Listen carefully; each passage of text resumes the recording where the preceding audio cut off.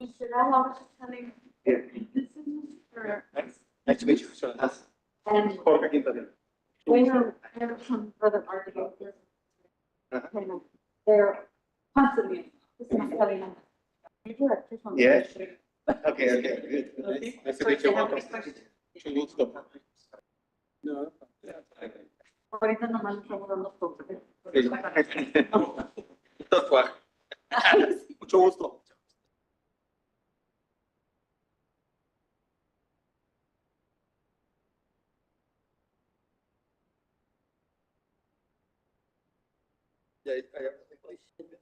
Bueno, yo lo que no digo, pero estás acá.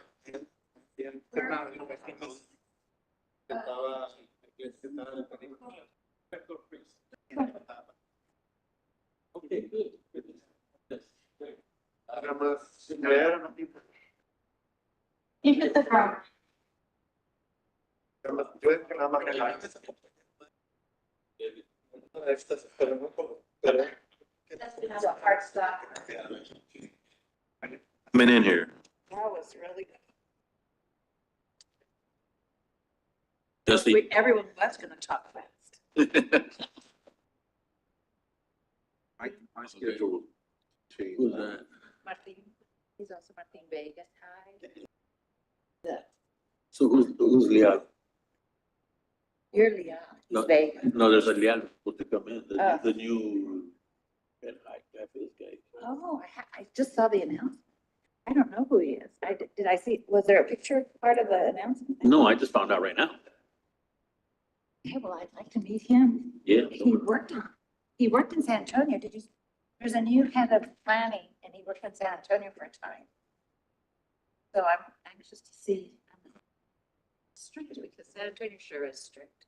The new guy. Yeah, Yeah. Mr. Ruiz.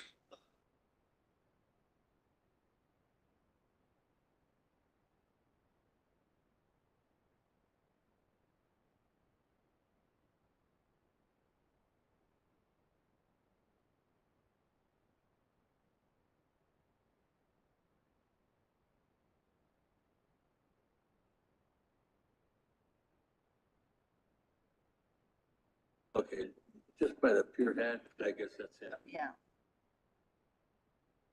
The hand just tells me España.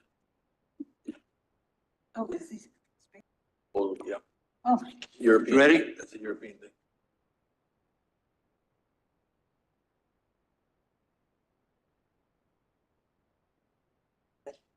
tie it after. Got 12:02. Oh, I'll really? call this meeting to order. First item is roll call. We have a quorum today with Martin Leal, Reba McNair, and Tony Rodriguez and Calvin Walker, but absent are Fernando Bailly, Kara Putinat, and Larry Loff. First item under agenda is approval of the minutes of April the 11th, 2025. Make I'll a, entertain a motion. I make a motion that we approve the minutes. Is there a second? Second. Motion made, and seconded. Any further discussion? If not, all those in favor say aye. Aye. And those opposed, motion passes. Next item. Item number 1051 East Polk Street. Mr. Ruiz. Good afternoon. My name is Roberto Ruiz. I'm an architect here in Brownsville, filling in for Juan Melez. Direct, or the, what is it? Preservation Office. So with that,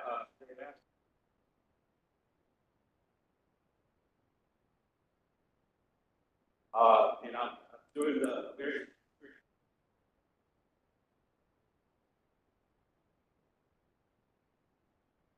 and I had monitors. So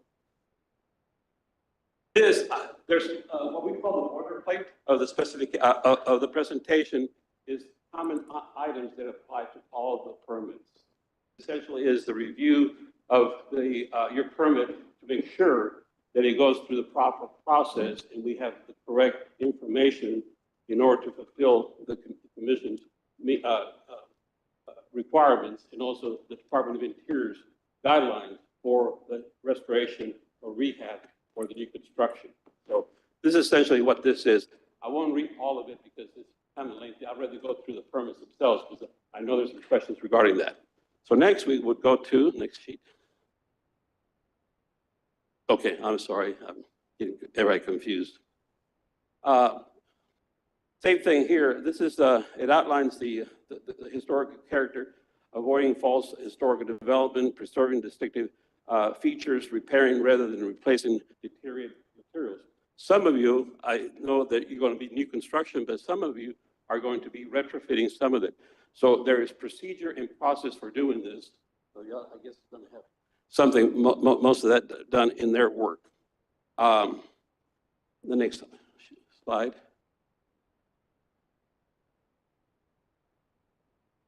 Number 3, number 5.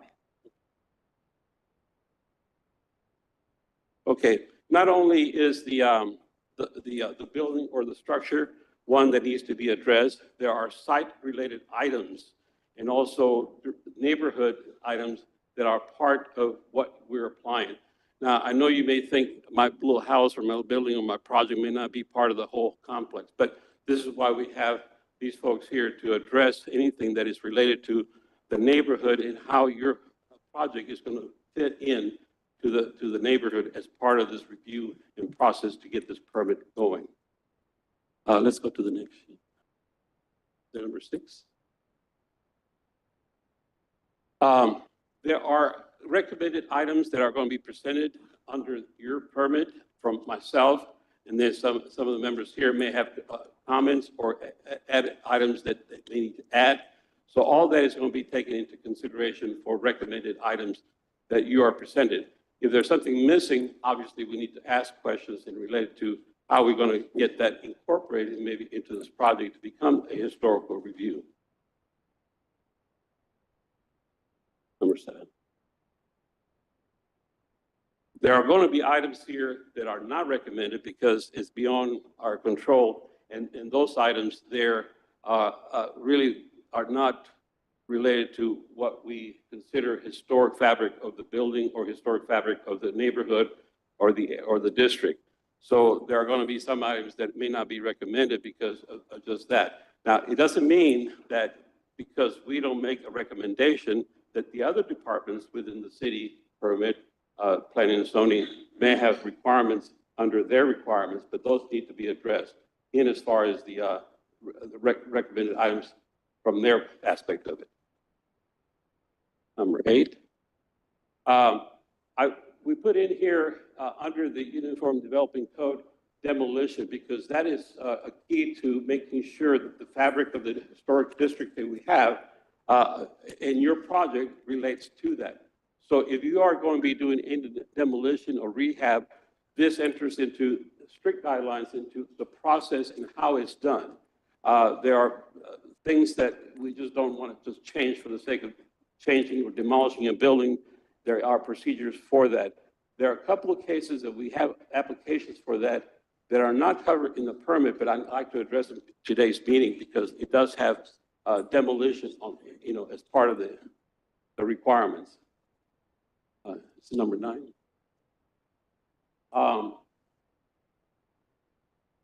And again, these are a lot of zoning regulations, and you can probably download them. I know you can download them online from the website as far as the requirements that the city has under the Uniform Developing Code. Again, I'm not going to read all of them, but it's really a process that he has to go through, making sure things are working out, checked off, and addressed, so we can go on to get this permit that you all are desperately needing, I'm sure. This talks about loss of significance. Again, I mentioned earlier that if there's anything that has been demolished or taken out, it's a loss of significance to that property or the neighborhood. So we are wanting to make sure that things that are being proposed fit into the neighborhood and are significant enough for that district or the historical area to continue being historic. So anything that is lost of significance is gone. And we certainly don't want to have that. None of the codes would allow us to do that. Number 10.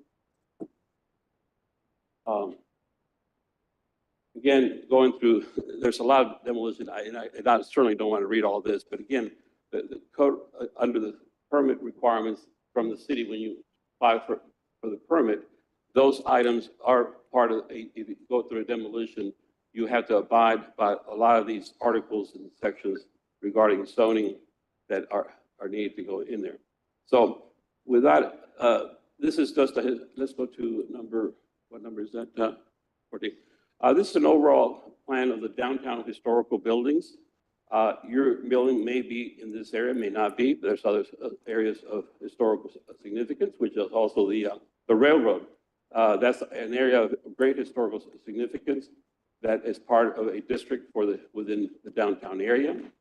The West Brownsville, there are several here. There are projects that are going to be applied for in the West Brownsville area. And also there's a lot of historical significance in that with a lot of homes, mostly residential.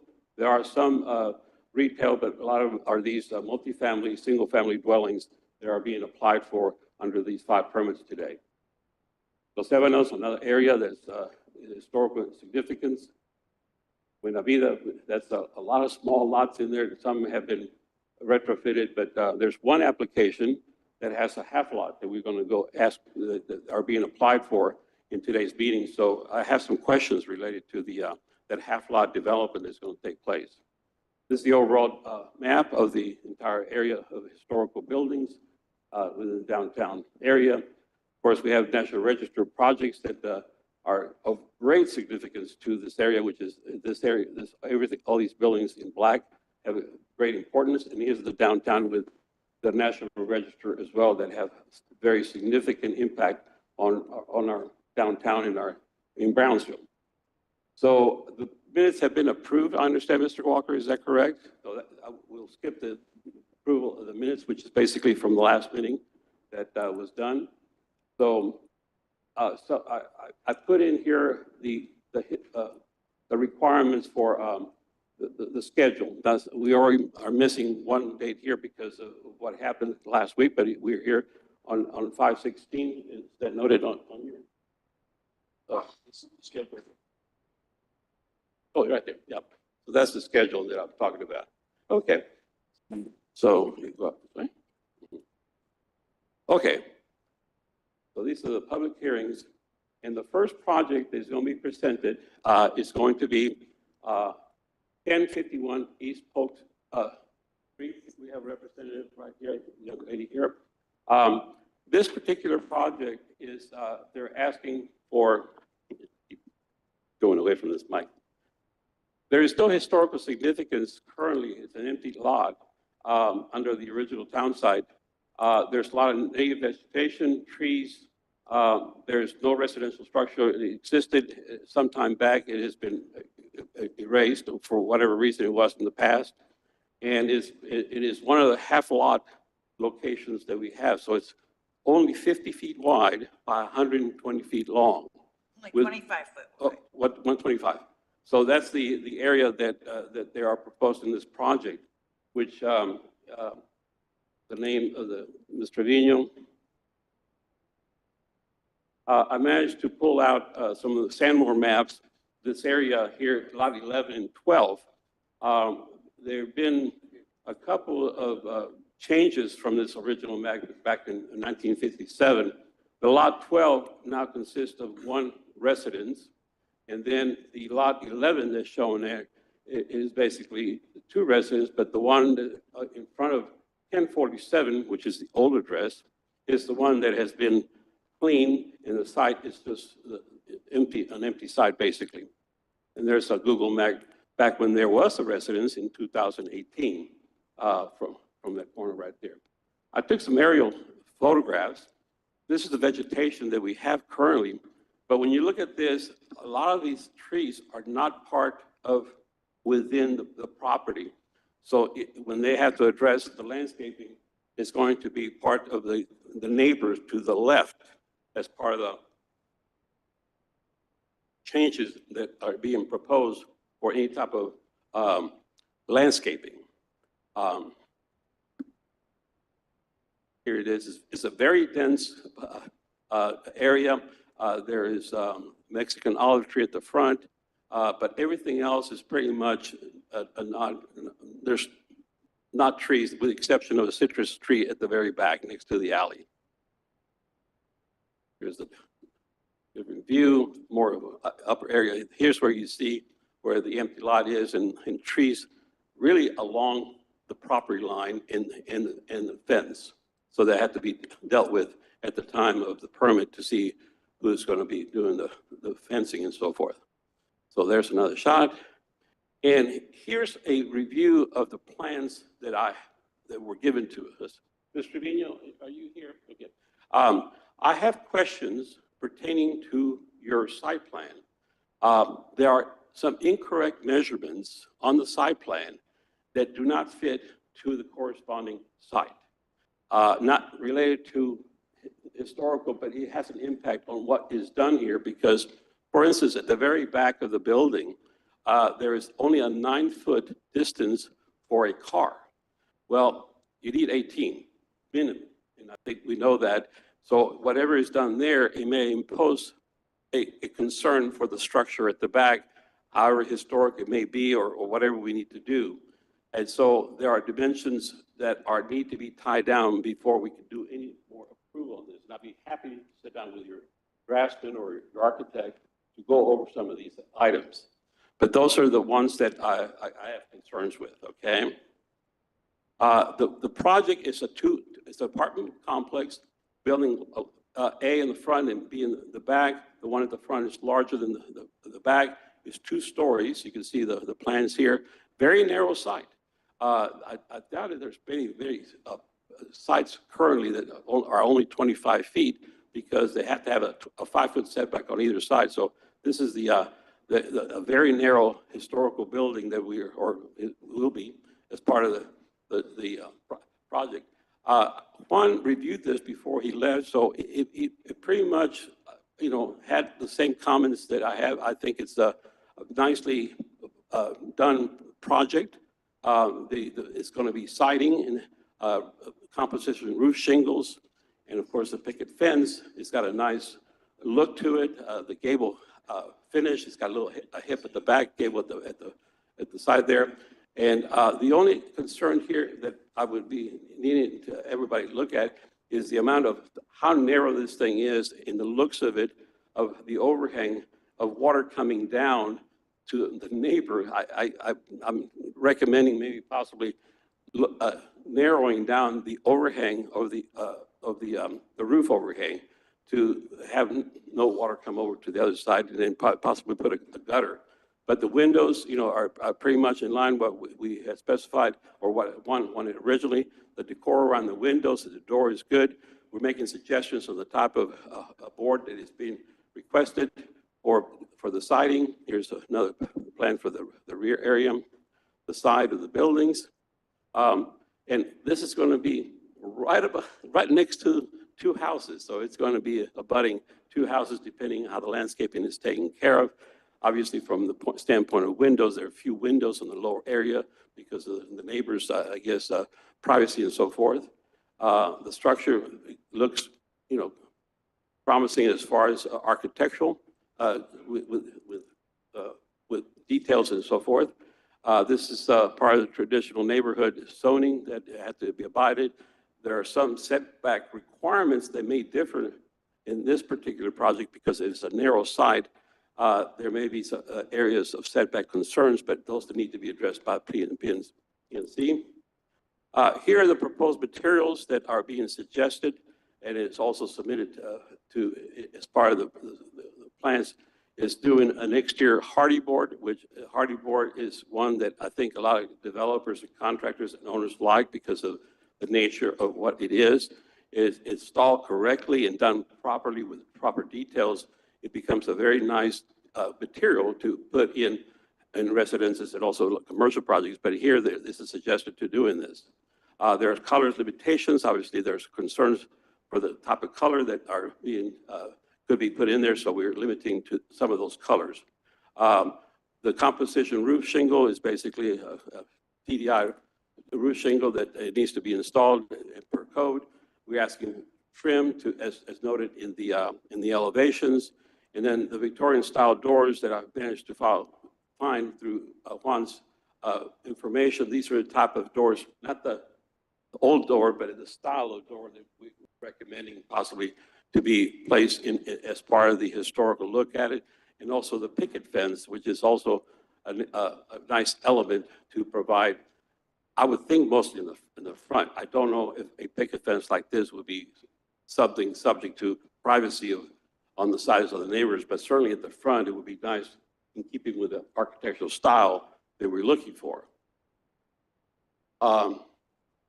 So these are zoning requirements, regulations, and here's my recommendation right now, and it's subject to anybody else commenting, and we have the owner being represented here. So I'm asking not to approve until the following are addressed. The dimensional issue that needs to be corrected is a concern to me. Make sure that we're going to have a building structure that's going to be nicely located and visible to the neighborhood as the elevations are. The parking obviously does not comply to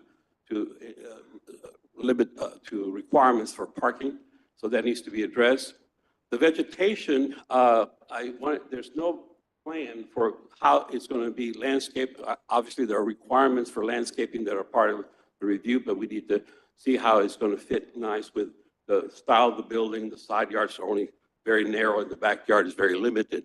So we need to address from them how they're going to propose the landscaping. So the facades, the single hung case windows and fixed windows, I think is good as long as they're non-tinted. It would be nice to have that with a trim that you show and that we detail here. The raised panel doors obviously is highly recommended. The cement board versus wood siding, but I think the hardy board would be something more of a convenience and more economical and still accepted within the realm of what we are reviewing here. The decorative wood pickets obviously is a must. I think it's nicely to provide that decorative from the street level, the composition of shingles with the reveal, not the very thin ones, but I like to see something with reveals that gives a shade and shadow to give it an effect depending on the color they're selected. I'm recommending that roof gutters and downspouts be added because of the concerns I mentioned.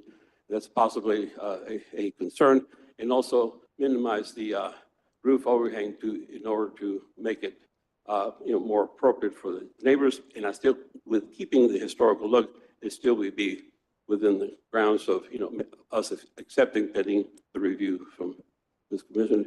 Landscaping obviously is going to have to be fulfilled through the permit department, and the colors also selected with the colors elements that are noted within the historical grounds or the historical look of the neighborhood and the true colors. I think that's it. There are any questions on this particular one, first one? Okay, so staff's recommendation is not to approve until these items listed here are amended. Staff being myself right now, I'm not consulted, but I think some of these, Martin, you're here. You think some of those items could be addressed as part of the building permit or process, correct?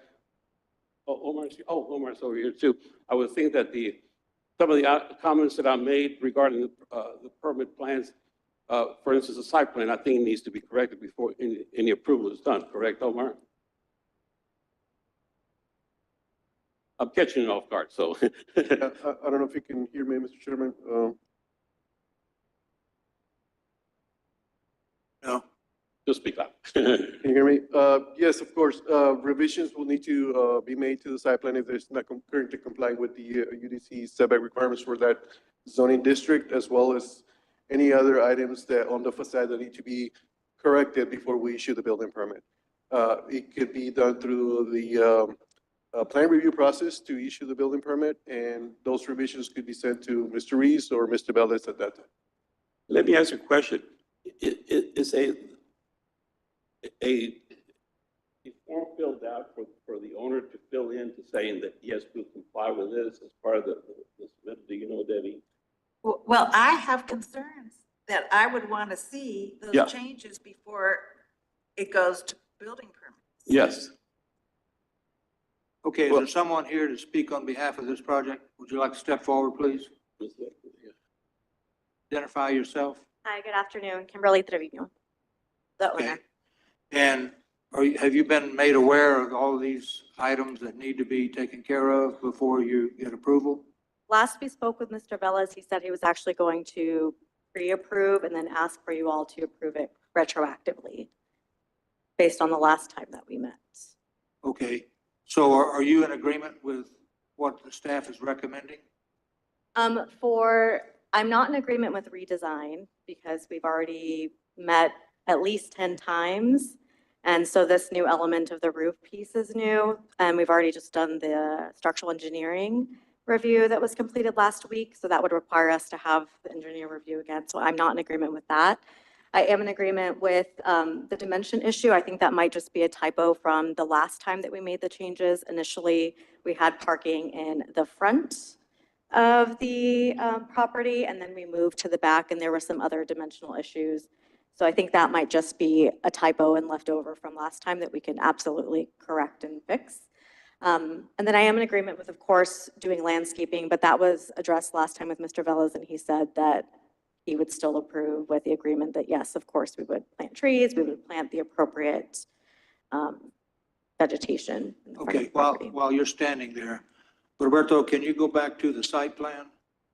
Yeah, there. No. Yeah. Okay. The top between the two buildings, it says 7 feet, and then down below it says 14. What's the deal? I think that was probably from the initial, when we had it one way, and then there was a requirement to reduce the length of the front property. We were told we could only have it 50 feet. It was initially 64 feet. So I believe that's the discrepancy between. Yeah, I'm wondering if maybe the two buildings can be moved closer together to provide a longer parking space at the alley. Correct, because the first half should be 60 feet up to the end of the first property, and then plus 28 feet, so that's 88 feet. So we still have 30, Okay. can't do math really quickly, close to 40 feet that we're working with for the rest of the property, since it's. Sorry, 60 feet from where?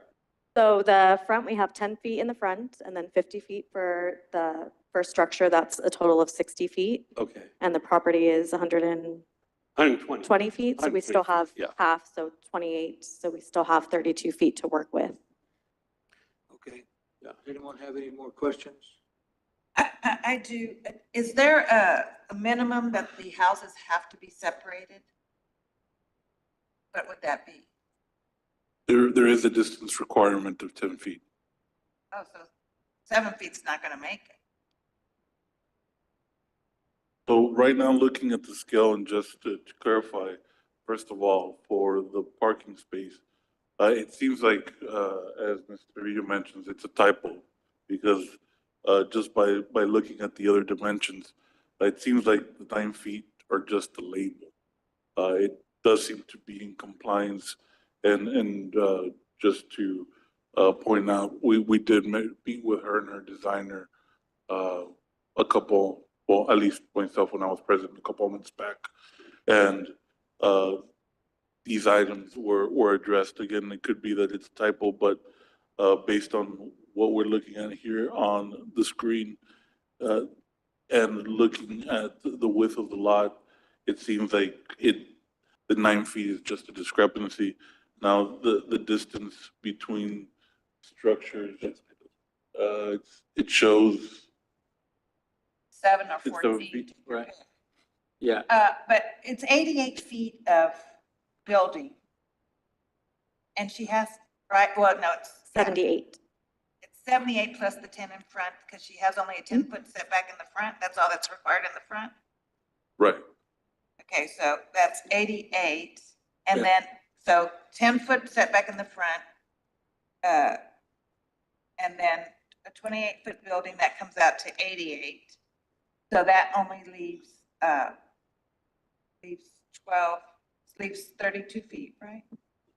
Well, I have a problem with just the fact of the discrepancies.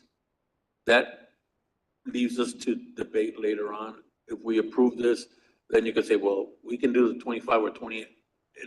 We're not, I mean, It's really not our responsibility to address the technical problems of it.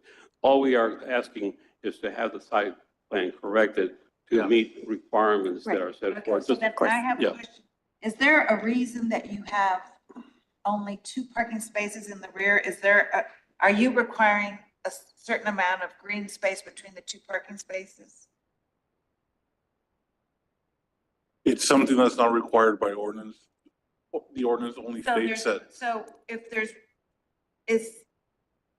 so there's only 2 single-family houses, but we're only gonna have 2 spaces for the 2 single-family houses? well, something that we have to keep in mind is that this property is in the historic district. So there are, exceptions to parking. So when it's in the historic district, it either gets completely eliminated or reduced in half. So because it's 2, I'm assuming, and I don't remember what the zoning district is for this particular Traditional. property. Traditional, It's traditional neighborhood, so it gets cut in half. So the requirement would be a 4. If it gets, and because it's in the historic district, it gets cut in half, therefore they only need 2. That's why they're in compliance with the 2 that they have in the rear, plus whatever other parking that they wish to put on street, that's also permitted by ordinance. But they can't put parking in the front by the historic standards. Well, no, they're not putting parking in the front. I'm saying parking along the street, on street frontage.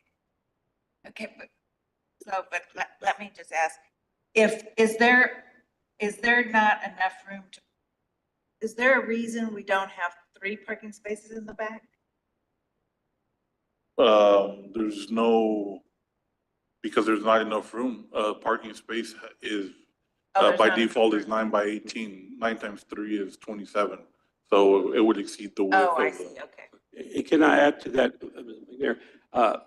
The alley is only 20 feet. Standard width is 24 feet when you drive up and down HEB is 24 feet.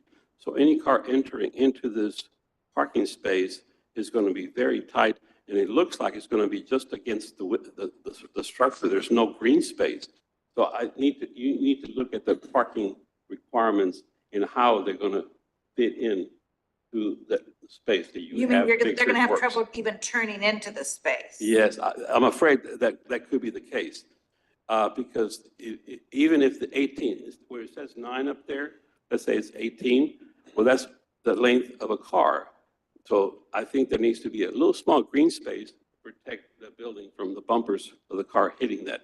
This is a design issue. I'm an architect, so I'm giving you extra thoughts here. But regardless, the bottom line, the entire site plan has to work dimensionally and functionally.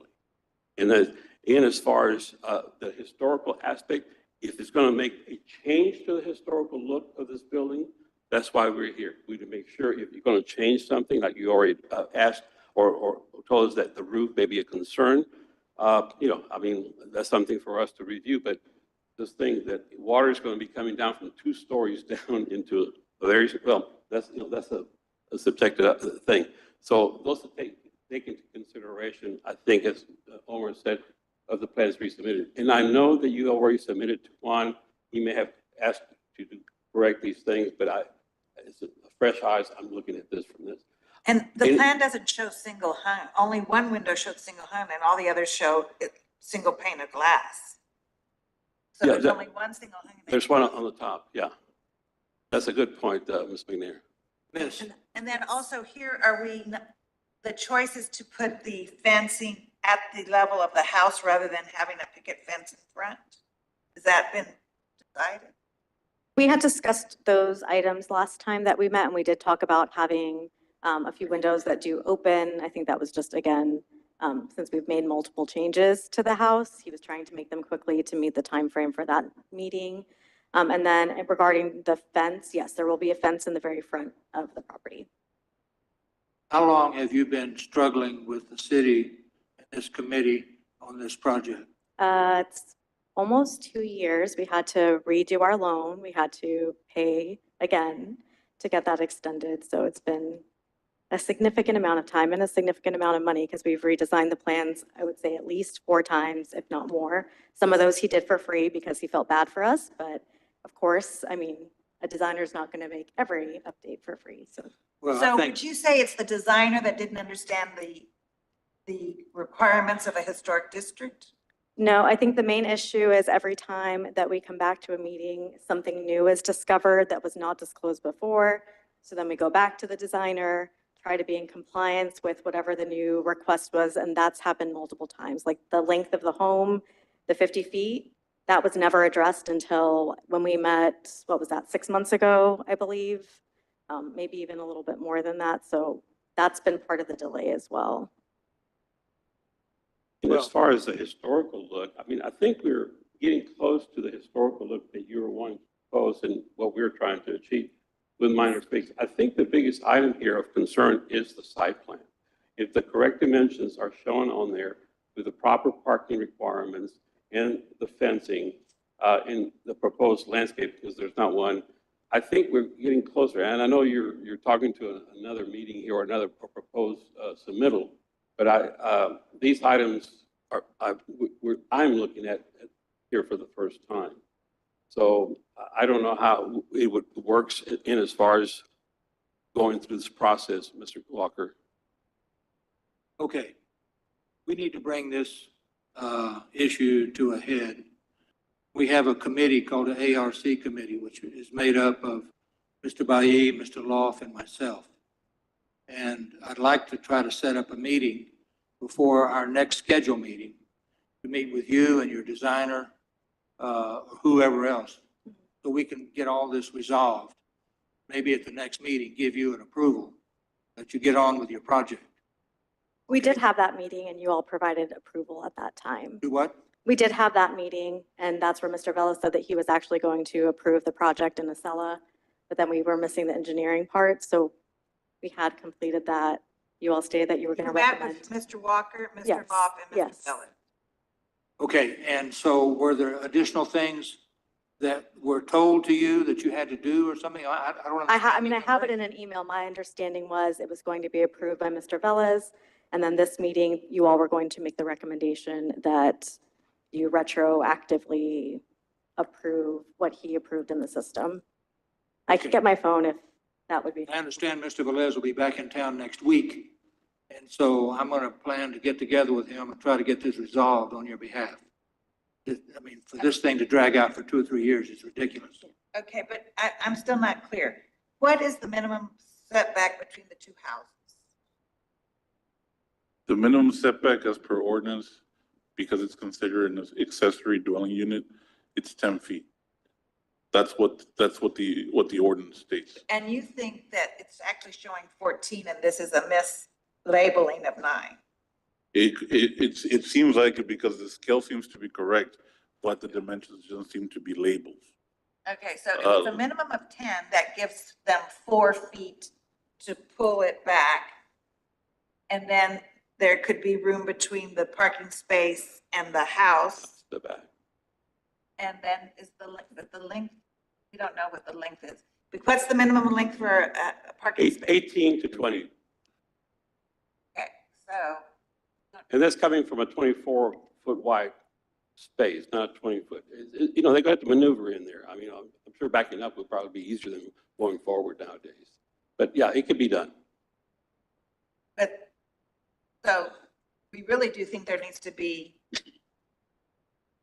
a house moved closer, really. I think can someone calculate the math? I think it is actually 20 something feet, because if it's 10 plus, that's 60, we're at 74 plus the 28 feet. Is that not close to 20? I don't have my phone with me that I can't calculate it, but. Well, there's a number of No, discrepancies here. you would have, this would need to be, Redone. the space in between would need to be less for you to have enough room for the parking spaces. Because if it's, let's say it's 20, then, and if it's 14, it needs to be down to 12 is what I'm doing. And then math. have 22. I know it's hard to do it off the top I'm of your head. doing, that, to me, it needs to be down to 12. And if it's minimum 10, I think it's better to have just 10 feet in between to make sure Yeah. that there's room for them to swing in and have, like Roberto's saying, a little bit of separation and they don't hit the house. Yeah, I'm completely fine with that. Okay, would you be available sometime next week or the following week to meet with Mr. Velez and myself? Yes, we'll be Right, out of the it's country resolved. at the end of, I think, the 30th of May through the 15th of June, but if it's before that, yes. Okay. Okay, is there a motion to close public hearing? Make a motion to close public hearing. Is there a second? Second. Any further discussion? If not, all those in favor say aye. Aye. Those opposed, motion passes. Thank you, ma'am. Thank you. So is there a motion to table? Make a motion to table this. Well, or do we want to give approval for the subcommittee Yeah, that, based on our, You can do that. based on the setbacks, based on what the parking spaces need to be, based on the fencing in the front that is picket fence? I guess we cannot recommend that they have gutters. Well, it's not, it's only suggested as an architect, water coming down Yeah. 2 stories Yeah. in a 5-foot area. Yes, no. Yeah. I live in a 2-story house. I believe in gutters. Yeah. So yes, I think all of those are reasonable. I don't think you have to really redesign. No, For no. that, there will have to be a lessening of space in between the 2 houses. Well, this committee could authorize an ARC committee to meet with this young lady and with Juan and resolve the issue. Okay, Yeah, that'll save them time Yeah. of having to come back. You want to put that Okay. in the form of a motion? yes, I'll make a Go ahead. motion to have the ARC committee meet with Juan and the applicant and resolve the issues that have been discussed here in the meeting. Okay, And based on your decision and resolution, we will approve the. is there a second to that motion? Second. Motion made, second. Any further discussion? If not, all those in favor say aye. Aye. Those opposed, motion passes. Next item. Next, we have South Frontage Road, 1320 South Frontage Road. This is an empty lot. There is no historical significance that we can find as it is currently. There is native vegetation, overgrown plants, trees, nothing of large caliber or anything of native type of trees. The residence they used to be there, no longer is there. It's been cleaned. As far as the lot, there are some chain link fence on either side. It's right on the frontage road facing the expressway, an alley in the back. And then it happens to have the Brownsville Coffee Shop #1 right next to it. Not of any type of historical significance, but I think everybody has had coffee in that shop. Let me show you an aerial view of that area. See that, here it is. The lot is on to the left right there that we're talking about. And here they're proposing a car lot, I guess, to have just a small sales office, a little casita for that they're requesting. This is what this little lot. It's somewhat elevated, up maybe about 3 feet from the ground of street level. So it does raise up a little bit in the alley at the back, and there's the Brownsville, the cafe on the right. Here is just a Google Earth site plan. And the proposed plans that are being submitted for review for us is, here is the site plan. The little casita is going to sit back away from the front of from the frontage road near the back. And I guess they're going to have cars parked, and there is landscaping on this one, which is good. It gives us an idea for landscaping. Here's the casita. This reminds me of the Holiday Village cottages that I designed. So it's basically a low profile, wood siding, shingle roof, somewhat small, 12 by 12 casita. Everything that we have asked for, I think meets the criteria for this. The only thing is, this is my idea of improving the little 4x4 columns at the front of the building. Sometimes I think the 4x4 columns are just too narrow. I'm just asking if they can make them a little bit beefier by boxing them in to make them look more aesthetically looking to the facade. I do have a concern, though, that one side of the building is exposed block, and it shows on this elevation. If you see the left elevation, I don't know why they made it that like that. Maybe it had to do something with setbacks, that you had to have a fire-rated wall there, but it doesn't call for any type of plaster or finish. So I'm going to ask the question if the client or the permit holders here, we need to ask them. How can this building be located on the property line? Well, it's away from the property. See, well, Omar, do you know if there's a zero line, or I guess I should be asking Martin, zero line setback for commercial at this location? Given that, Can they build Is- on the property line? yeah, Traditional neighborhood, no, they're required, 5 feet, I believe. like, So they have to move it. Right. Yeah, there's got to be a 5-foot setback. Yeah. so that be moved over to, well, over to the little pochette, that dashed area, over to that area to keep the 5 foot. Yeah, he has to move it. And then also address the block looking material, to make it look a little. Yeah, I agree. Yeah, I think that would be something, a 5 foot CMU. And What is the beefing up staff's the rec- things and- What is the staff's recommendation? I'm sorry, Mr. Walker. What's the staff's recommendation? Well, let me go back, okay, let me go to the staff recommendation. Right here, picket fence, if it's the boxwood columns that I mentioned, basically the same thing for the exterior that we had. Okay. This to approve with the following conditions, either the wood siding or the cement board, we don't have a full detail on that. The raised panel doors, aluminum windows, which they have, the boxwood columns that I just mentioned, the composition roof, wrought iron or picket fence, and I'm not talking about the entire site. I think they will be appropriate to address the building surround with a picket fence, because for purposes of safety, security, I don't want a picket fence to prevent somebody from going in and stealing a car, or whatever they need to do. So just historically, to provide some sort of picket fence around the structure. Well, you go with wrought iron. They could do wrought iron. Yeah, or wrought iron, something that would be appropriate, detailed nicely, designed and appropriate for the look of the building. It's a little 12 by 12 building. So then signage, I put in here because obviously we want to highlight the building if it's possible. We don't want overburden signage that is going to be or control what the historical character of this area is. And I'm just bringing this up. I'm sure there's signage code requirements, but signage can be non-garish. It could be something that will blend in with the neighborhood, the surrounding, especially the building next door. The lighting also, depending on how we're going to structure the lighting for the house. I know that there's safety and security, but the worst thing we have is those bright lights against the expansion, the expressway. So I think a nice appropriate lighting control for the house. I know there's other concerns there for the cars or whatever they're going to have there.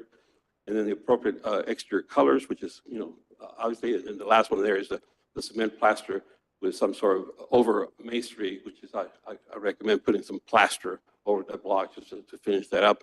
And that's for purposes of trying to keep, for fire reasons, there have to be a setback for that. Is there a representative from this? Does anybody want to speak on behalf of this project?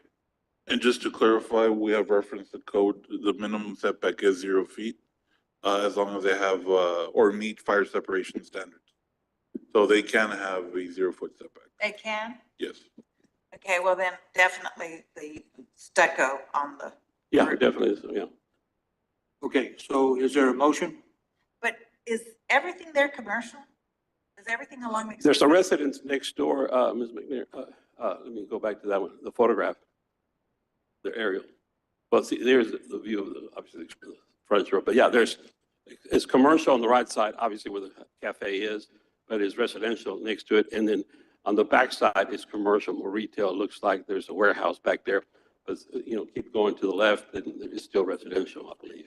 Yeah, I mean, I don't know what the lighting standards are now for Yeah, I don't want I wouldn't want the blaring light into my house either.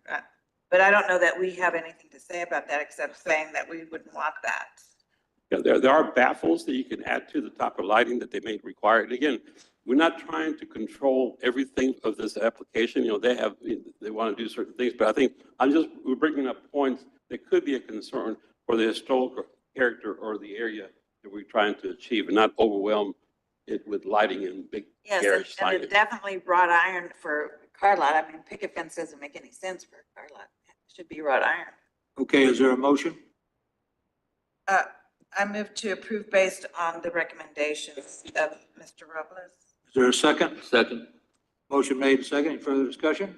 If not, all those in favor say aye. Aye. Aye. Those opposed? Motion passes. Next item, Okay. 1735 West Elizabeth Street. Yes, 1735 West Elizabeth Street. This has a lot of input from Juan's comments that we found in this file. So the applicant is wanting to provide four structures for apartment complex. I'm sorry, three structures for apartment complex, which is, here's the site plan. On the upper right-hand side, there are some dashed lines that represent 3 buildings, and those are apartments.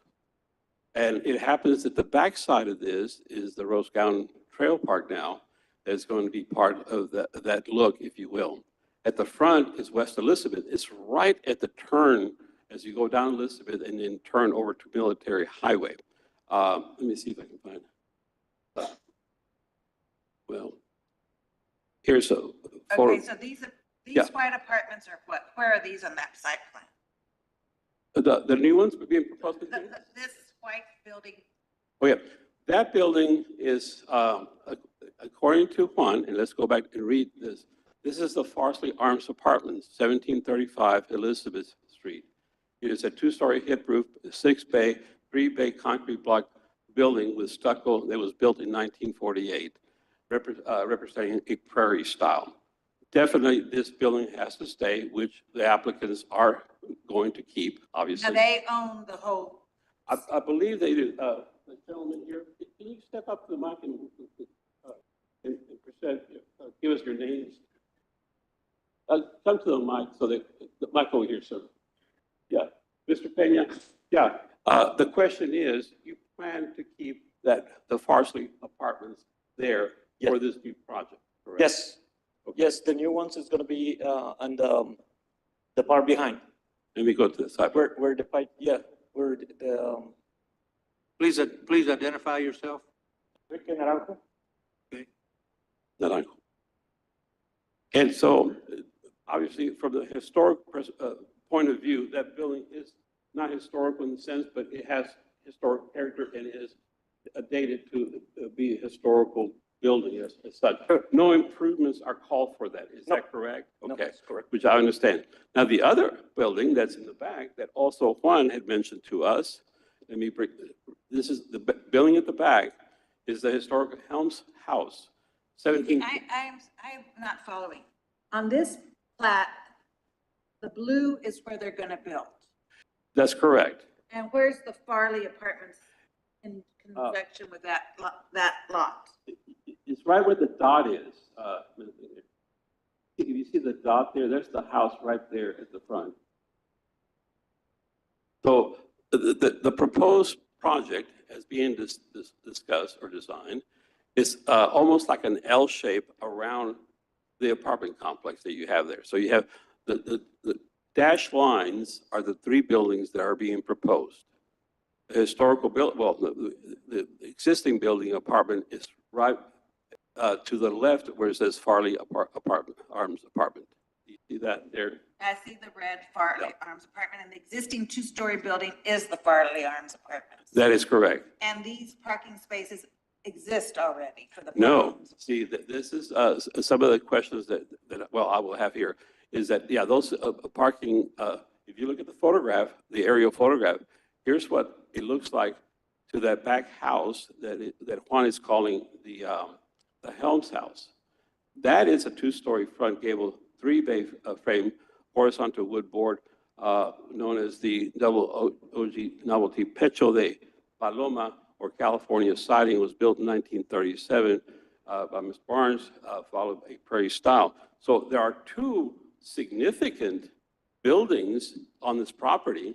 If you look at the photograph on the upper left-hand side, there's a close-up of the apartments building, but in the far back to the right behind there, that's the other building that Juan is talking about. That is, That's the Helms building?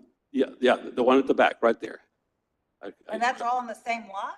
It's on the same lot. I don't know if it's subdivided to have all this done. I mean, that's subject to, I guess, Martin, for something like this where you have different houses and now you want to add apartments, do they have to re-subdivide this land in order to provide these apartments? Well, it depends on the legal status of the property. If it is already subdivided, then they wouldn't have to re-subdivide to add. It's just consider additional units on the property. Now, if the zoning permits the density, then they can proceed. Okay, so let's go back to the site plan because I'm not understanding how the new apartments are gonna butt up against the Farley apartments. Yeah, this is a question. They're kind of combining, Ms. McNair, the new structures, if you will, the dashed lines at the back, with the existing two buildings that they intend to keep. But now this is my question to Martin, they're having parking around the site to park for the entire buildings, I guess, if you would. Okay, and then based on what you just told me, they're not allowed to have parking in the front in the historic district. They have, It has to be in the back, doesn't it?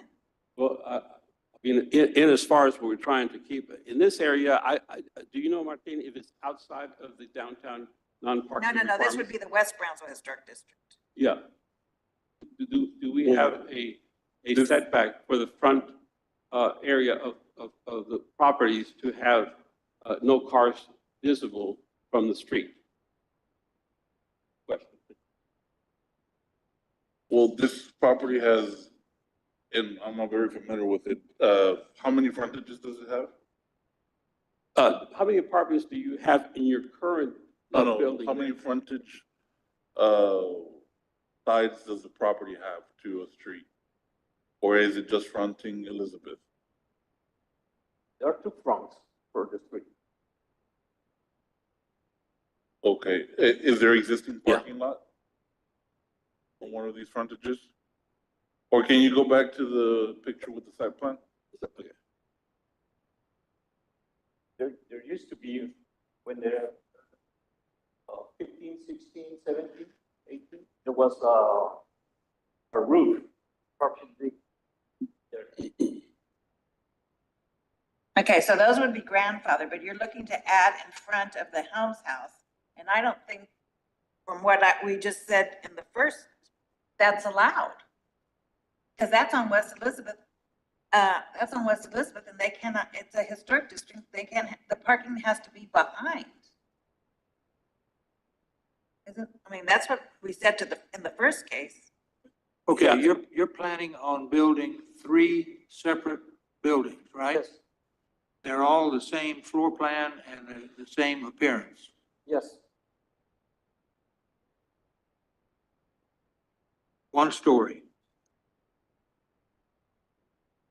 Can we look at the site of the interior plan? Yes, right there. So they're all. Just one story, 1 bedroom.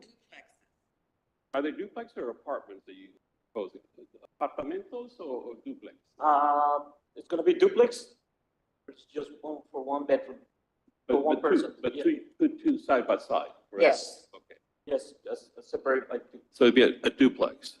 In fact, it can be, it's gonna be in 2 phases. One, the buildings, we are ready right now, and the other one can be, if you approve, it can be done. If not, it's okay. So there's essentially efficiency apartments, Yes. one bedroom efficiency. Okay, but, it's still the same problem. The parking cannot be on West Elizabeth. Can you go back to what you showed as the West Brownsville Historic District? Because, Yeah, I mean, that's what we said in the first, that the parking can't be in the front. let's go back to the very beginning here.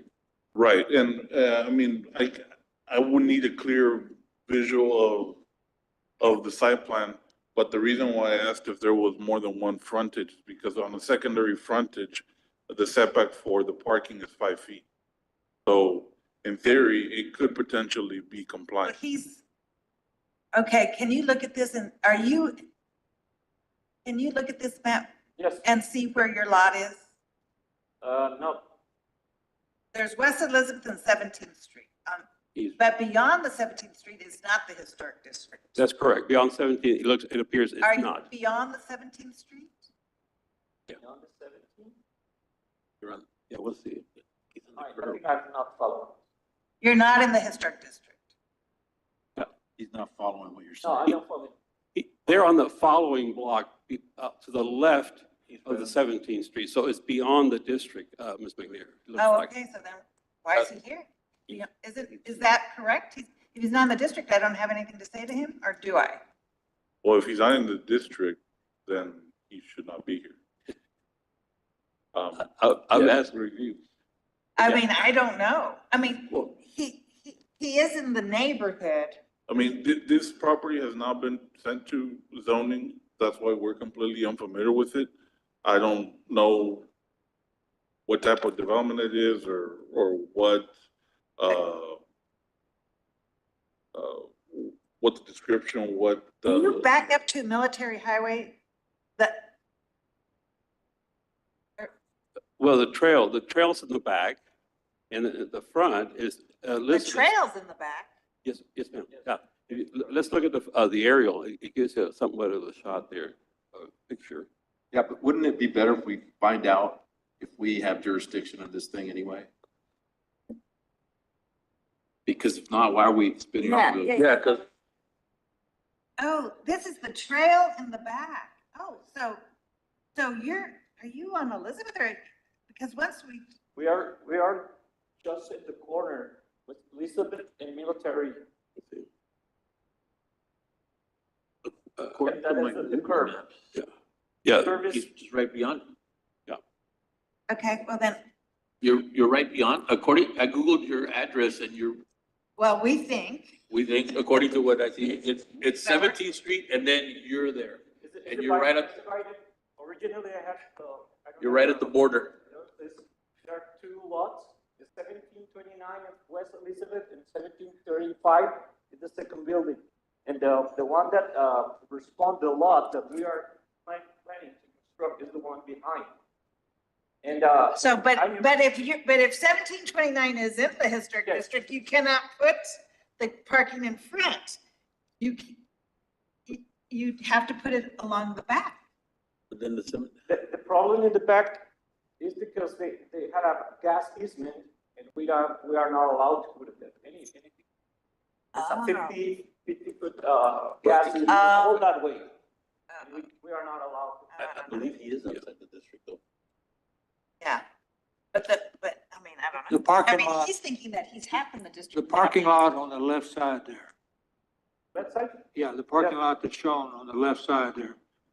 Go back. it's right there, Mr. Walker, right there with This the, is in the 1729 that one is on the. Go back to the site 1729. plan. Yeah, that parking lot there on the left side, that does not exist? Not yet. Okay, right. why don't you move that parking lot to the left a little bit?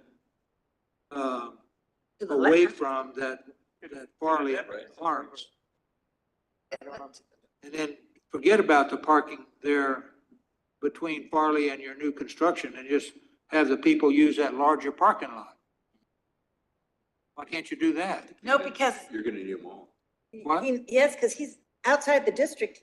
The requirement is not halved. He needs whatever he needs for all the apartments. how many apartments exist in the existing two-story frame apartment, not Farley, the other one? How many apartments is in that? Oh, At the first building, that is the first house in the 1729, Yeah. we have 3 tenants there. 3. Yes. So So Martin, if they're not in the district, for 3 apartments, how many parking spaces should he? Because now he's redeveloping, so now he has higher standards, correct? Exactly. So both properties, looking at the map, they're in the district. They are in the district. Okay. Oh, so they're, okay. Well, then, in the district, you can't have parking in the front. That's my understanding. Now, which parking lot is the one that you're proposing? The one, Both of those. None of them are there. We will need both. both of them are being proposed right now. Yes. And the one in front that faces Elizabeth is not, if he's in the district, and I'm assuming he is because that's why we're here, then he cannot have parking in the front. That's what we said. In significance to the historical aspect of what we were trying to review is the character of the facade. But I think important, what it relates to also are those two structures there. They may not be historical in the low or medium high priority, but they are significant enough that are within his property that he's not doing, well, on the apartments, it looks like he's not done. But if you look close on the back building, he is doing a partial demolition of a part of that building, it looks like. If you look, see there's a carport at the front. I You don't don't- think that can be original. I don't know.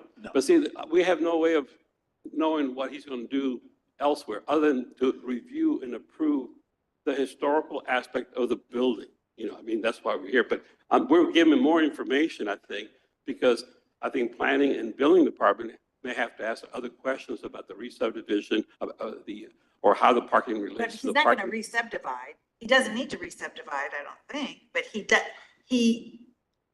he's in the district, we just said you can't have parking. Yeah, you're going by the historical. That's his problem. Of course, he's in the district, he only needs half as many parking spaces, but Sir, are you the designer? No. In fact, I don't understand why the guy that helped me with this, Juan Ramos, is the one that designed everything. Okay, and put with what I'm details. confused about is where's the curve of Elizabeth Street? Front. No, it's Yeah. a straight, that's a straight line right there. Where's No, the curve? but that is not, okay, This is not accurate? yeah. Well, the line is straight. look, You can see the curve over there? yes, over here. Yeah. Yeah, so you have a very narrow section, yeah, I mean, we don't have a good drawing. Yeah, I think that's my concern as well. Yeah, it's confusing. Well, we don't have a good drawing, and we know that we don't allow parking in the front in the historic district. Have you met with Juan on this? Have you met with Juan? Sure. Okay, and what does he say? Well, he's the one who presented all for the planning city and everything. And they just, they confirm us that we cannot be allowed to put any parking lot on behind due the. Because of the gas. Due the gas is, so the only one that we had is for the front. And they say there were limited spaces over there. They only need, I don't remember, it was 8 feet on the front. Because there is even What you have Process with the stuff. Farley Apartments that was existing and even had a thing, that is grandfather. That existed, and they can't tell you can't put it back because it existed. Your problem is you have 6 new possible units, and it's in the historic district, so you would have only require how many spaces? What's the total amount of units? It will be with this 6 or the one that is right now? With everything? Yeah, total. 6. Roberto, what is the 13. staff's recommendation? 13. 13, so that would be 6.5? 6.5, and 4 are existing. Are they existing? Well, they To existed. approve? Exists 7. Pardon? We got 7 because on the other, on the 1729 is 3 tenants right now And you have 3 spaces for them? in that house. And you have 3 spaces for them? What do you say spaces is for cars? Yes. I don't think they have any. Well, if you see is the front of on the picture, Yeah. there are plenty of space there. I don't think. It's not marked right now as This drawing right now, Can we but go if back to you the see the photograph? picture, there's a plenty of space there. The photograph? Yeah. Right That there. one. But they, Spaces. Yeah, if Yeah, you see they're parking on the grass. the white car, there's one inside, but if you see the white car, at least where you can put yeah, but six. that doesn't have asphalt. They're just parking on the Yeah. grass. That doesn't count and they're not supposed to park on the grass. There's an ordinance against that. Yeah. So, okay. So What if we go- maybe he could flip it, put the units in front of this house and put the parking where he's putting the units. How would you folks feel about Of this visiting the site?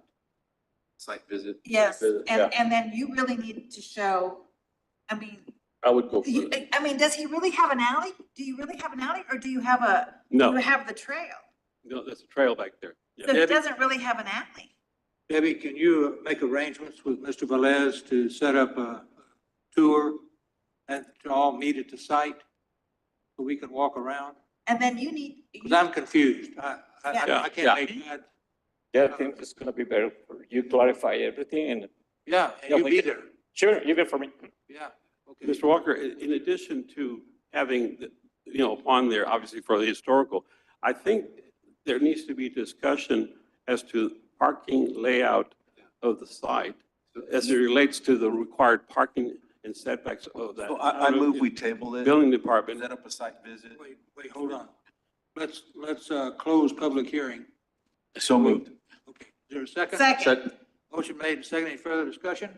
If not, all those in favor say aye. Aye. Those opposed, motion passes. Okay, now your motion. Yeah, I move that we table it, set up a site visit with all the concerns we've talked about today, and then bring it back. Is there a second? Second. Motion made and seconded. Any further discussion? If not, all those in favor say aye. Aye. Those opposed, motion passes. Okay. Debbie will make arrangements to have a meeting and she'll notify all of us and we'll meet at the site. Great, Okay? Okay, thank We'll you. get this resolved. thank you. Yes, sir. Thank you. Okay, next item is, 1904 East Taylor? Is Yeah. that right? Yeah. In this particular application, it's an existing house that the owners are wanting to do restoration to the building. And essentially talking to the mother and the daughter, they're here, they're represented, is that they wanted to improve the residence because of the condition by allowing a new roof, some siding, addressing windows and doors from the outside. So the building or structure is right at the corner. Let me show you. Well, let me go back. Sorry. It's on 19th and Taylor, 19th and Taylor. Okay. So that structure is yeah, it's right at the corner. And the building itself is this structure here. It's a raised foundation, lap siding, these columns and the roof and the windows. It looks like there have been a mixture of windows, and they also need to do improvements to the windows and the facade. Outside of, we have no plans at all. It's a description of what they intend to do. So in itself, I understood at the time, they wanted just to do a re-roof, but then they wanted to go ahead and do improvements to the facade and the windows and doors, as I understand it. Can you come up to the mic and clarify your mother's exact wishes of what she wants to do with the structure? Because there's no plans. I'm just, in my conversations with you and her, this is what I managed to get. Yes, sir. Thank you. My name is Angelita Garcia. And yes, this is our home. Sorry, I get very emotional. My mom is bedbound and she's on a wheelchair. So it's our hope to restore the house back to something that'll look livable again for her.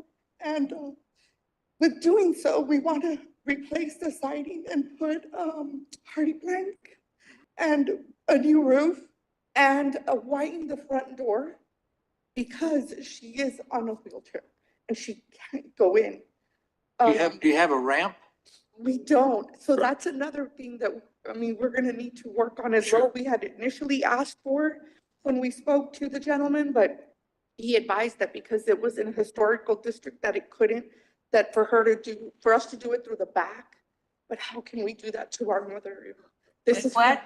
How can we do this to our mother? This is for her to have to go into her own house through the back instead of the front door. Do you park in the front? We do. You do park in the front? Well, I mean, is there some, Would we be able some to? standard that I'm not aware of, that they would go off the side and then they have to kind of do, you kind of have to go like this, like, you know, up, down and back around to get to the front again? I mean, but you don't really change the front. It's to the side off the porch and then you go down like that and then down like this. Correct. back up. And we're perfectly fine. That was what we wanted to Well, I do, mean, not the front. We wanted it from the side. But we do need to widen the door because of the wheelchair as well. The 36-inch? How big is, no, it's a little. Probably 36, 30. At the moment, it's probably a 32, but we need to go. You need 36. Okay. I mean, so you're requesting to widen the door. I mean, I don't know how we could say no when the mother is wheelchair. Sure. I think the improvements are self-evident by looking at the photograph. The improvements that they are wanting is just to fix up the home for her mother. There are no plans, so it's difficult for staff, I'm sure, to review something that we have no idea. We're trying to help them out by putting in, obviously you start from the outside. The roof is a good thing. I think regardless, the roof has to be done, Sure. obviously, because you start from the outside. Then you start looking at the outside fenestration, the windows, the door, and the siding. So how much improvements are you going to do to that? We don't know, because we don't know if it's going to be half the house or some of the house. So maybe the thing is to do a more descriptive plan. You know, we don't need to have a full detail of what's going to be working on. But as far as the look, we can capture a good idea from this plan. The house is very charming. Yeah, I mean, it see- does look run down, but it's a very charming. I'm house. looking at Yeah. prior presentation. This is almost what you have there. You know, if you can have something like this for your mother with a ramp, it would be very good. And it's a historical, this one is in the historical district. So you have all these things that you need to do and meet the criteria for a permit and the historical look of the How building. many steps do you have in the front right? It's 3. So And that's this what is our hope very is. similar, very similar. Yeah. But I've seen it where they do it off the side. We could either have a wooden one or whatever. That's a wooden one. Yeah. So what's the staff recommendation? Well, like I said, in speaking with the mom originally, it was just going to be the roof and the windows and the siding. It sounds like, talking to the daughter, and obviously from what they're describing, they want to do a little bit more.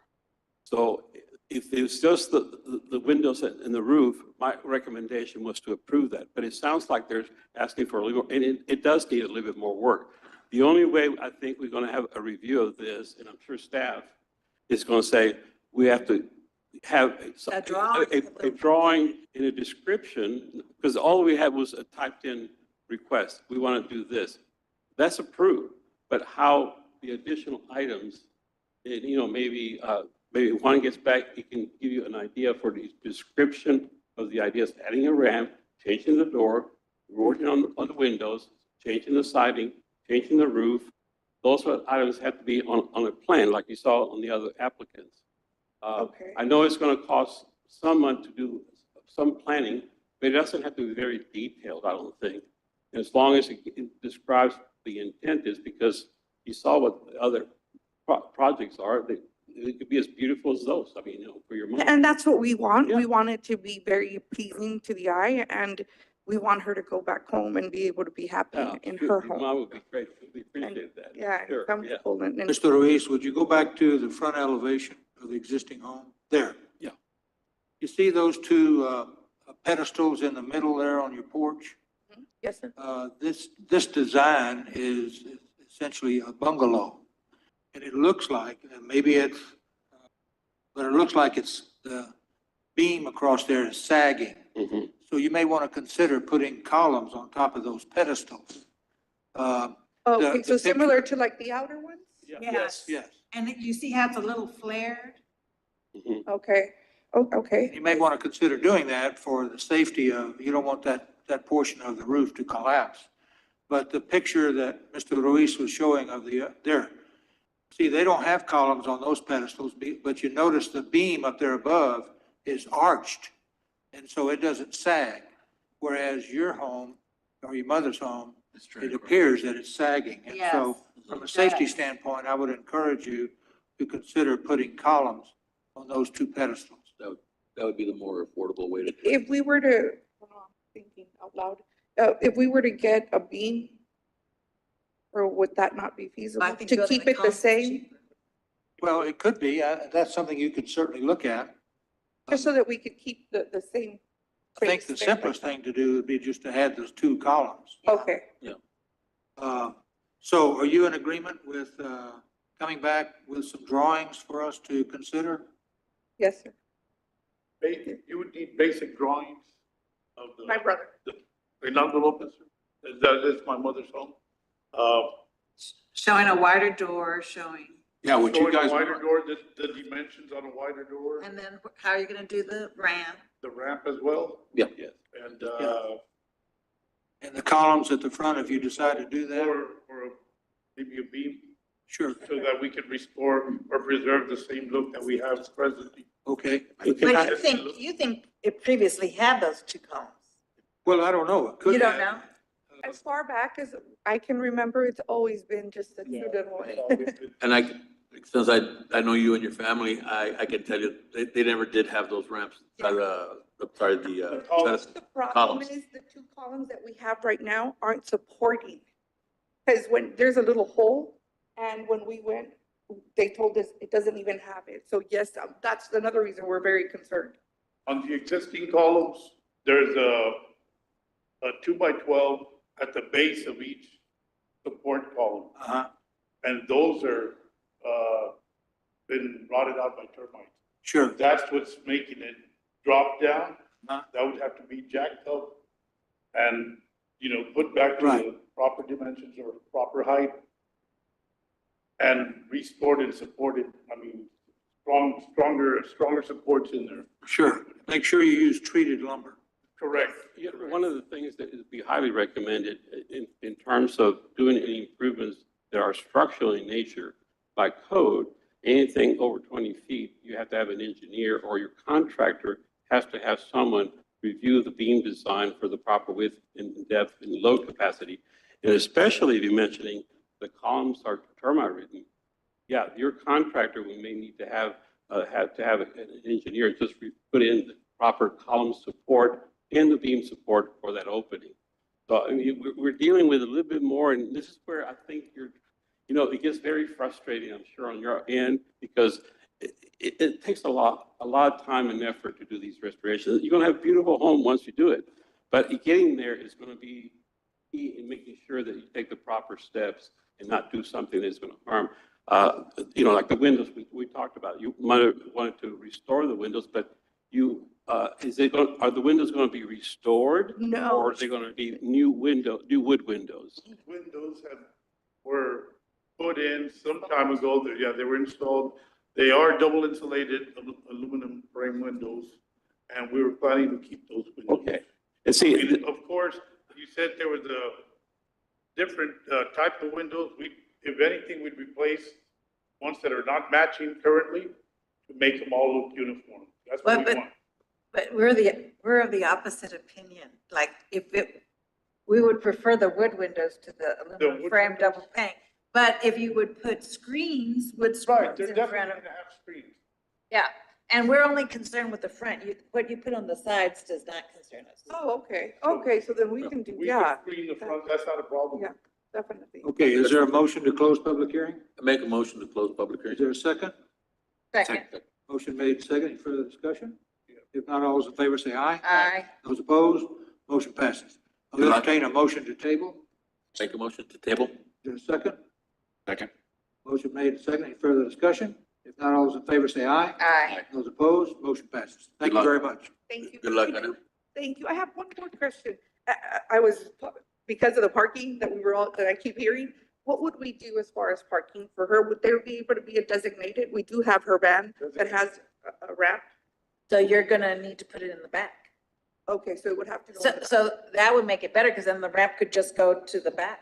It wouldn't allow us to put it to the side of the house. to the side but back 50 feet, isn't that correct? How many feet? 50. 50? Yes, you could put it to the side, but it has to be back 50 feet. My understanding. That's my Excuse me, I just want to caution y'all, since we already closed the public hearing and Oh. tabled it, we probably shouldn't have any more discussion on it at this time. Thank you, sorry. No worries. Thank you. We That's appreciate it. okay. Okay, next item, last item is 1954 West Jefferson. Yes, this is a permit where they want to add apartments, 4 buildings on the corner of Jefferson and 20th Street. Currently, the property is located in the corner of Jefferson and 20th and has an abandoned house that it calls to be demolished. And there are 2 side lots that are empty. There are numerous native trees and grassy yard around the residence. No abandoned swimming pool at the rear has been abandoned and filled in for safety.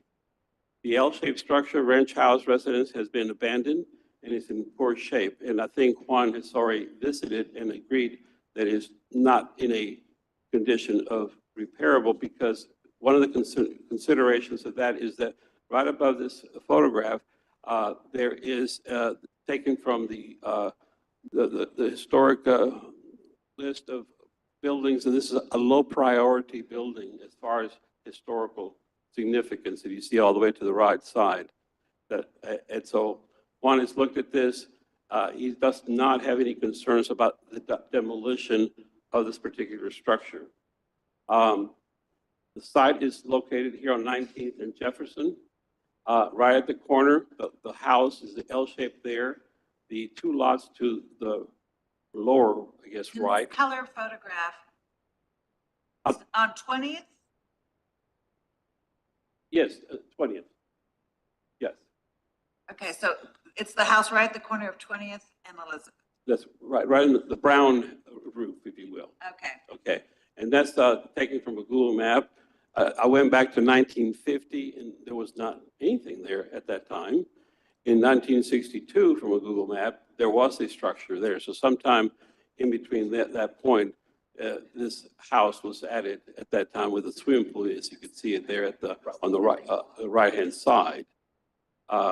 This is the aerial photograph. There's trees here. Again, those trees are not anything of major, well, any tree is significant. Let's put it this way. There's still large caliber trees that are overwhelming to say that we have to keep that for whatever reason, but there are numerous trees around the property, front, side, in the rear yard. This is a structure. It's a siding building, ranch style, if you will. The fireplace was added. It was not part of the original. It looks like it's detaching as we speak.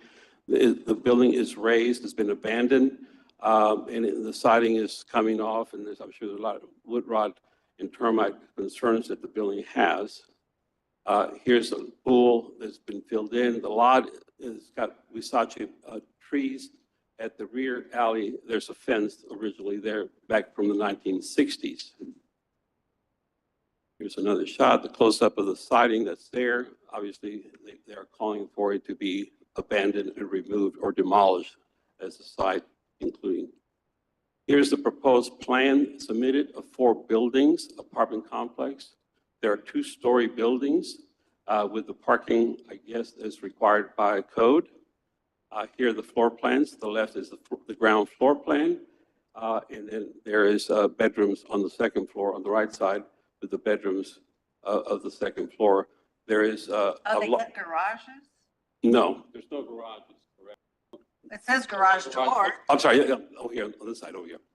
Yeah, the garage is for the large plan that we're looking at. There's 2 types of buildings proposed. Here's the elevations that are similar in nature of both of them. Here's the smaller plan that also has the The smaller plan doesn't get garage. garages. This was the smaller plan. And then the look of it is the same. It's basically a gable roof with a hip roof onto the side. And is a traditional neighborhood for purposes of zoning. essentially, that is the plan. Can you elaborate a little bit in terms of, can you state your name, please? Yes.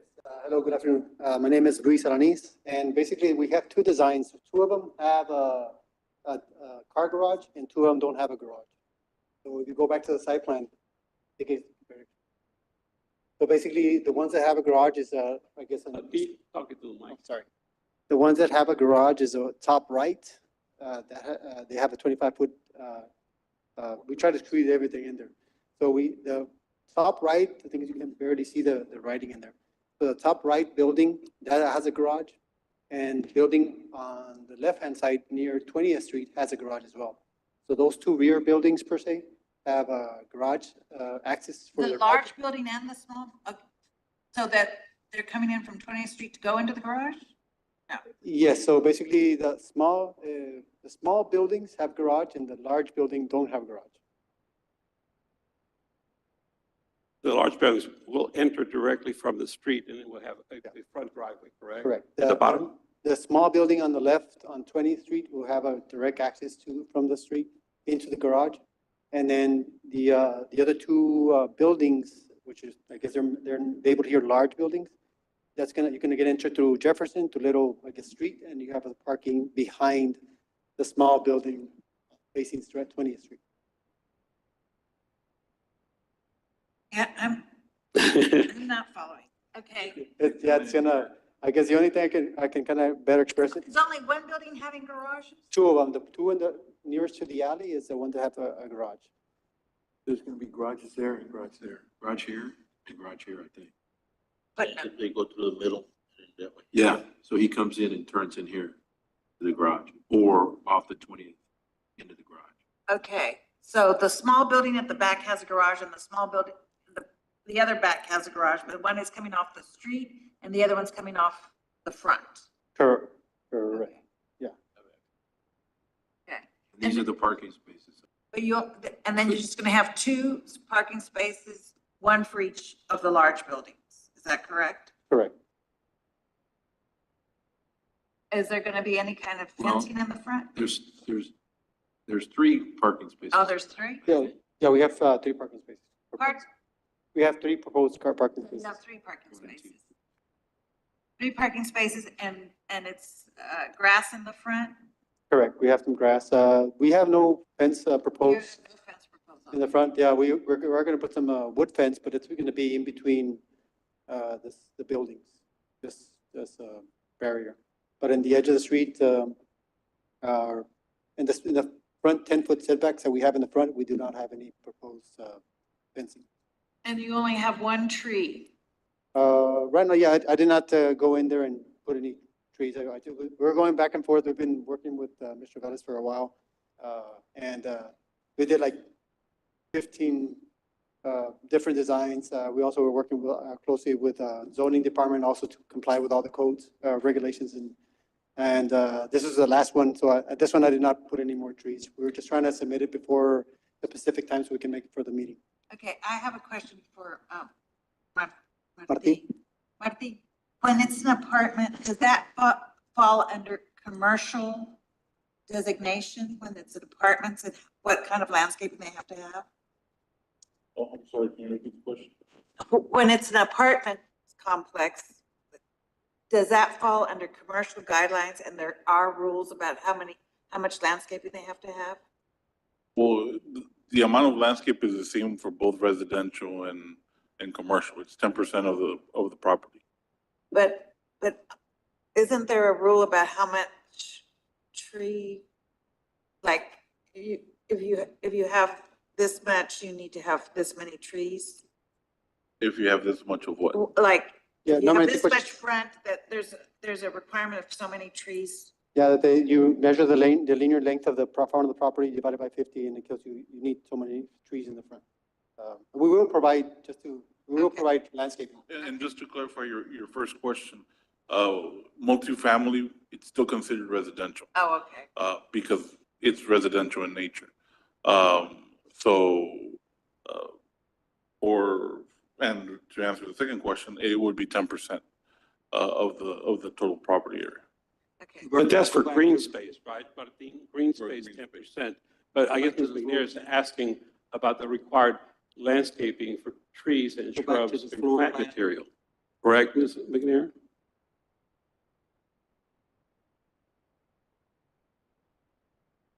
Right, and just as a reminder, the enforcement of the trees and that particular aspect and the overall of the landscaping ordinance is done by the city forester, not particularly our department. Yeah, no, I get it. But that is if it's not commercial, does the forester get involved? The forester still gets involved in multifamily, even though it's residential, because it's more of a higher density. And yes, it does, a lot of the times it does get categorized as yes, residential, but a commercial nature because of the density.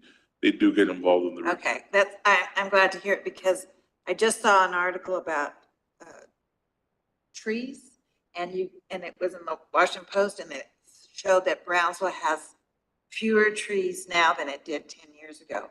Our green coverage of trees is down like 1.7%.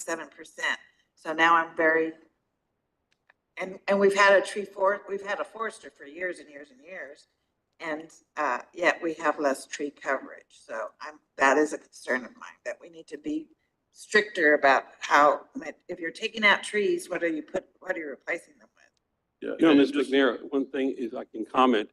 I don't think that the historical district has a separate landscaping review, correct? No, But I think we need to, because if you look at the, But I'm glad to know that the forester does get involved, because I was thinking that's where the lessening of tree coverage is that we don't get involved with Right, residential. and just to address your concern recently, and I don't know if you've heard or are aware, the city did get a certification for Tree City USA.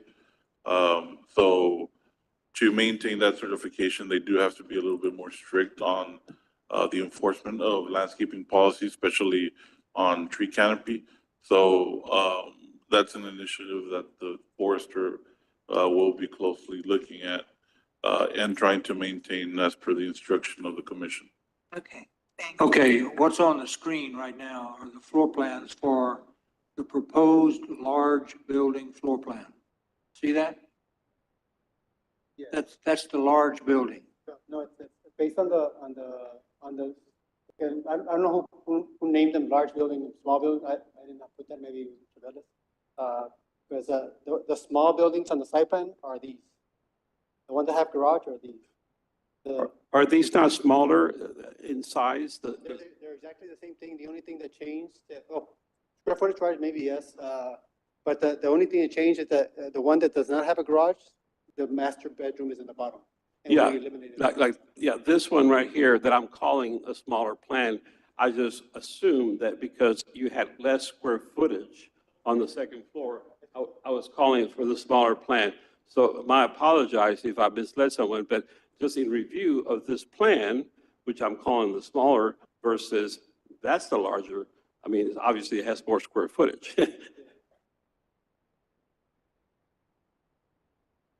plan is a smaller plan. Okay. And the smaller plan is like, so the ones in the back towards the alley, this is the floor plan that the one that's on the screen, it's the one that has garages.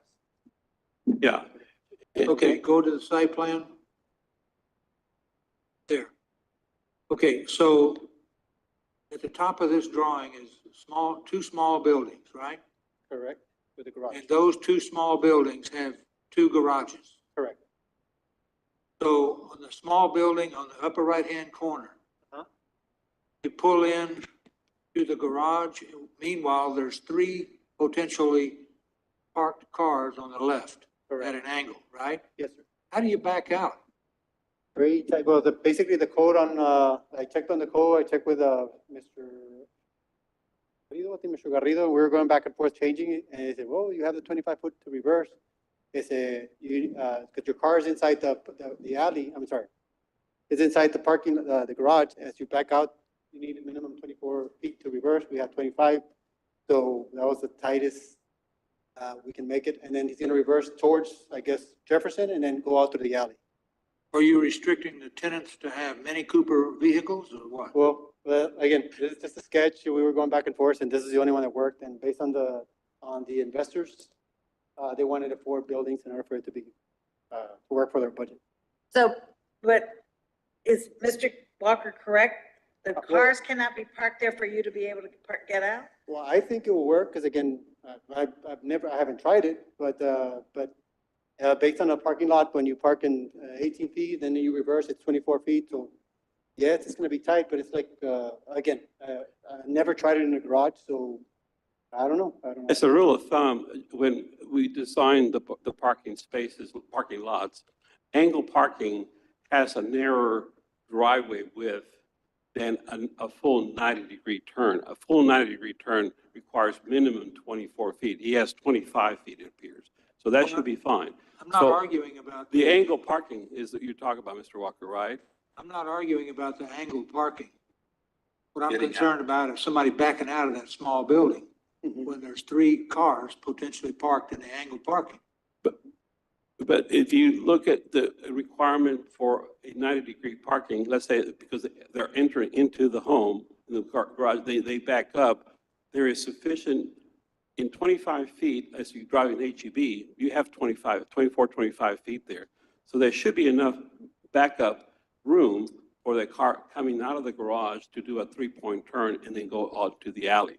Is that correct? Yeah, so, yeah, basically, because like if I've, in other projects I've done, like in Harlingen and stuff like that, we have the angle parking, and then we have the center lane, one way, and then we have the parking, which is 18 feet deep. And it works there, so again, I've never been restricted to a garage, and I've never tried it, but I do see your concern, and I recognize it. But again, based on the way I was researching it, it should work, because we have 25 feet to. Would it be better to put the garage on that other building towards the alley and have the garage coming out the alley? Yeah, turn both small buildings so that the garages face the alley. We had one of the projects, we did it with both facing the alley, but the customer or the investor told me that he don't like the way it is, because the alley's like, it's very bad conditions, and that was not going to be a good thing for selling. It's not well kept. The fences are not, it doesn't have a very good view from that side. Well, that's an issue that the city planning department needs to deal with, not us. Yeah, but thank you for your recommendation. I will consider that. I'm going to try it at home, because I have a side garage. Well, I'll paint some lights on the one front. that- It doesn't. Okay, any more questions? Yeah. No? Okay, is there a motion to close public hearing? Is So moved. there a second? Second. Motion made, and second. Any further discussion? If not, all those in favor say aye. Aye. Those opposed, motion passes. We'll entertain a motion. Motion to approve. Is there a second? Second. Motion made, and second. Any further discussion? If not, all those in favor say aye. Aye. Those opposed, motion passes. Mr. Ruiz, is there anything else? No, my comments, if you look at staff recommendation, is to approve based on the same conditions or questions that you all asking about the landscaping. But everything looks okay as far as my recommendation.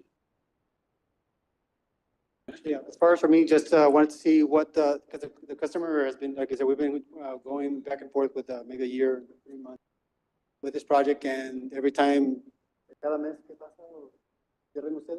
yeah, every month they have to pay some sort of a fee or something. I'm not sure how that works. So we're wondering what can we do, or what is the next step to try and see if we can get it approved to get the demo at least moving? I thought we've approved this That's approval, that means we can demo it, or that's another? with the conditions listed. Yeah, with the, Okay, so that's, I don't think the conditions will affect your site plan, correct? I don't think the conditions will affect your site plan if everything is done, or the discussion that we had of the parking. Which is a concern, but I think we settled that up. We don't have to turn the houses towards the alley, which is, I think we agreed to that.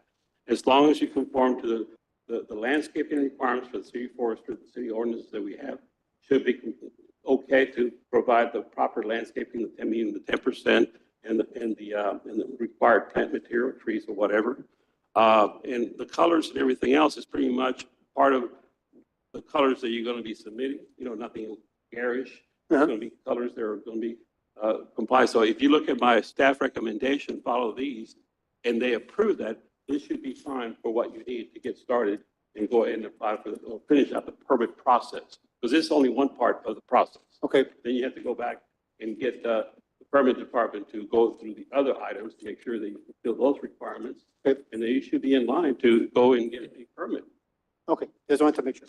Okay, thank you. You Thank need to get together with Mr. Ruiz if you have any further questions. Yeah, well, Thank you. Okay. Is there a motion to adjourn? Motion made. Is there a second? Second. Motion made, second. Any further discussion? If not, all those in favor say aye. Aye. Those opposed? Items took an hour. oh, Thank you for staying.